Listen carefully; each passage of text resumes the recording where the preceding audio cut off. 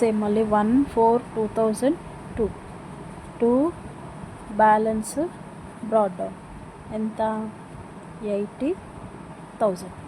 End of the year 31st March 2003 అవుతుంది. Okay, by depreciation account same 1 lakh into 10/100 చేసేస్తే ఆటోమేటిక్గా మనకి మళ్ళీ 10,000 వస్తుంది. ఇక్కడ చూడండి, ఇదే డేటు ఆఫ్టర్ 3 years అంటే ఆల్రెడీ 2 years కంప్లీట్ అయింది, ఇది 3rd year. ఇదే డేట్ రోజు మెషిన్ సేల్ అయిపోయింది కాబట్టి బై బ్యాంక్ అకౌంట్ అని రాయండి. అకౌంట్ అని రాసేసి బ్రాకెట్లో సేల్ ఆఫ్ అసెట్ అని రాసినా ఓకే, మెషిన్ అని రాసినా ఓకే. ఎంతకి సేల్ చేసాం మనము? 50కి సేల్ చేసాం. ఓకే, 50కి సేల్ చేసాం. ఇప్పుడు ఇక్కడ ఎంత ఉంది? 80,000 యాజ్ ఇట్ ఈస్ రాయండి.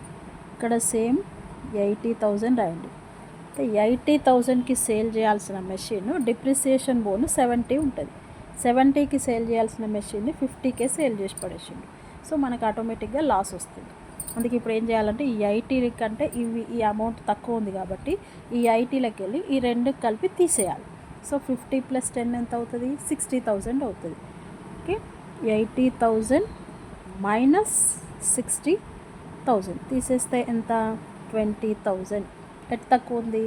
ఇటు వేయాలి 20,000. Same date by profit or loss account అని రాసేసి బ్రాకెట్లో లాస్ అని రాయాలి. రాసి దీన్ని కొంచెం హైలైట్ చేసి చూపిస్తే మీకు 5 మార్క్స్ వచ్చేస్తాయి. Okay, all the best.